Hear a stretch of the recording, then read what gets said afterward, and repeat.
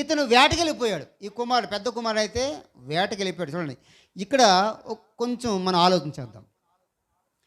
తండ్రికి వృద్ధాప్యంలో, మరణ సమయంలో, అంటే మరణ దినాల దగ్గరికి వచ్చినప్పుడు, అయ్యా నేను ఎప్పుడు చనిపోతున్నానో నాకు తెలియదు కాబట్టి నాకు ఈ ఆహారం కావాలి, నిన్ను దీవిస్తాను కాబట్టి నా ఆస్తి నీకు ఇస్తాను, నిన్ను ఆశీర్వదిస్తానని చెప్తూ నాకు ఈ ఆహార పదార్థాలు తీసుకురామని చెప్పినప్పుడు ఆ కుమారుడు ఏది చెప్పండి, వెంటనే బయలుదేరి వెళ్ళాడు.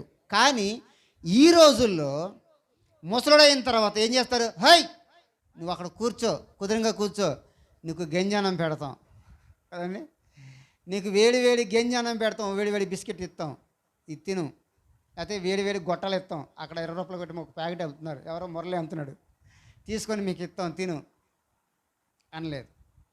నీకు వృద్ధాప్యం అయిపోయింది, ఇప్పుడు నీకు వేట మాంసం తినటం అవసరమా అని అడగలేదు. కానీ ఇప్పుడు పిల్లలు ఏం చేస్తున్నారు చెప్పండి, నువ్వు ముసలోడు అయిపోయావు కాబట్టి, నువ్వు ముసలమ్మ అయిపోయావు కాబట్టి ఏం చేయాలి చెప్పండి, మనకి ఏలూరులో వృద్ధాశ్రయం ఉంది, మనకి జంగారెడ్డిగంలో వృద్ధాశ్రయం ఉంది, అక్కడ జాయిన్ చేస్తావమ్మా, ఎందుకంటే నువ్వు మమ్మల్ని హాస్టల్లో జాయిన్ చేసావు ఆ రోజు కాబట్టి ఇప్పుడు కూడా మిమ్మల్ని హాస్టల్లో జాయిన్ చేస్తాం అంటారు. అప్పుడేమో మన భవిష్యత్తు కోసం వాళ్ళు జాయిన్ చేశారు, ఇప్పుడు మన భవిష్యత్తును చూడలేక వాళ్ళు జాయిన్ చేస్తున్నారు. మీకు అర్థమైంది రివర్స్. మన భవిష్యత్తు బాగోవాలని చెప్పి మనల్ని హాస్టల్లో జాయిన్ చేశారు మన తల్లిదండ్రులు. కానీ ఇప్పుడు ఏంటి, మన తల్లిదండ్రులు పెద్ద అయిన తర్వాత, ముసలి అయిపోయిన తర్వాత, ఇదిగో అప్పుడు మన కక్ష కట్టి నన్ను హాస్టల్లో జాయిన్ చేస్తావా కాబట్టి ఇప్పుడు నేను వృద్ధాశ్రమంలో జాయిన్ చేస్తాం, ఎందుకంటే అప్పుడు నన్ను హాస్టల్లో జాయిన్ చేస్తాను మనం కక్ష కడతాం.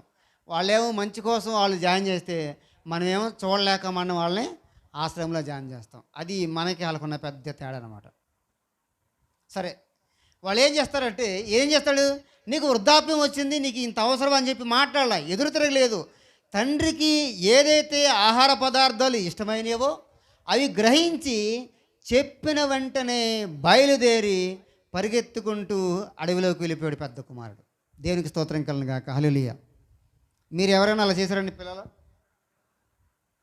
ఎవరమ్మా అమ్మ నీకు తీసారంటే, హాయ్ నీకు అవసరమా ఇది అండి, నీకు ఇది అవసరమా అని అంటారు పిల్లలైతే.